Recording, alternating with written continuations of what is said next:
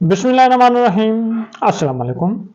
मुतला कुरान हकीम बराए second year में knowledge with calendar की जानिब से खुशामदीद। आज के इस लेक्चर में हम सूरह मुबारका सूरह निसा के रकू नंबर 15 आयात 101 का 104 के मज़ामीन के कुछ अहम निकात आपकी खिदमत में पेश करेंगे। इससे पिछले लेक्चर में हम 14 रकू के जो मज़ामीन है वो आपको बयान कर चुके हैं, तो आज हम 15वें रकू के जो मज़ामीन हैं वो डिस्कस करेंगे। तो इसमें सबसे पहले नमाज कसर की इजाज़त दी गई है। नमाज कसर क्या कहते हैं? नमाज को मुख्तसर करना। 4 रकात है तो उसकी बजाय 2 रकात पढ़ना। तो हालत सफ़र में नमाज कसर की इजाज़त दी गई है। 4 रकात है तो आप उसकी जगह 2 रकात अदा करेंगे। उसके बाद नमाज खौफ का तरीका और अहकाम 15वें रकू में बयान हुए हैं। अब नमाज खौफ क्या है?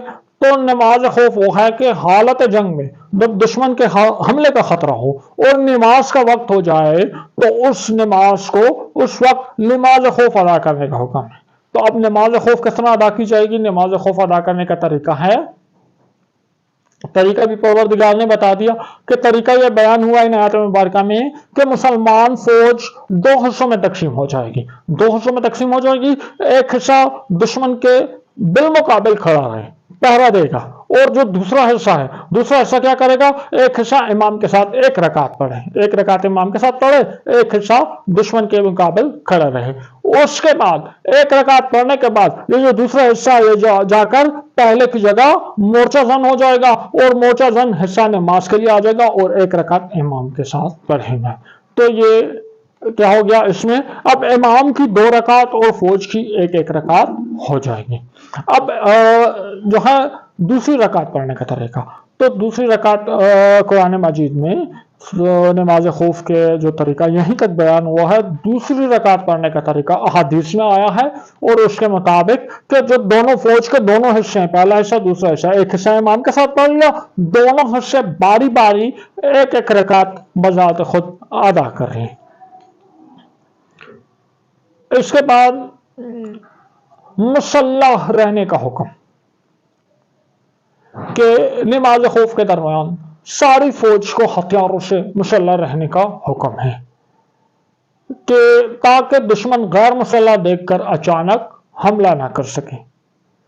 हाँ, अब यहाँ पे है बीमारी या बारिश की सूरत में मोहतात रहते हुए हथियार उतारने की इजाजत दी गई है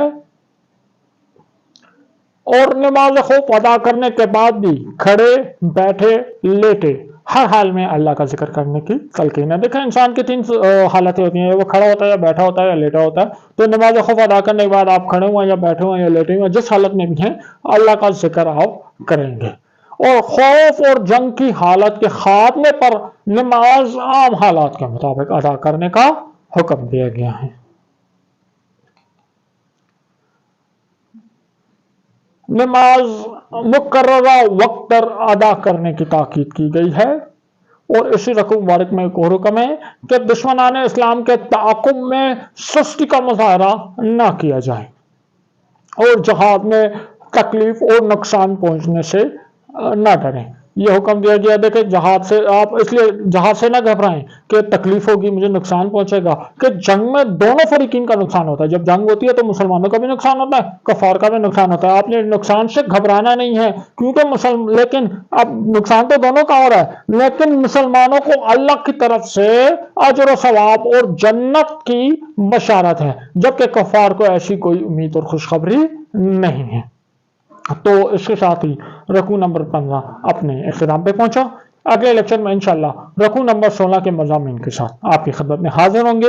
वीडियो पसंद आई है इसको लाइक करें, अपने दोस्तों के साथ शेयर करें और हमारे चैनल को सब्सक्राइब करें। नेक्स्ट वीडियो में मुलाकात होगी। अपना ख्याल रखिएगा। अल्लाह हाफ़िज़।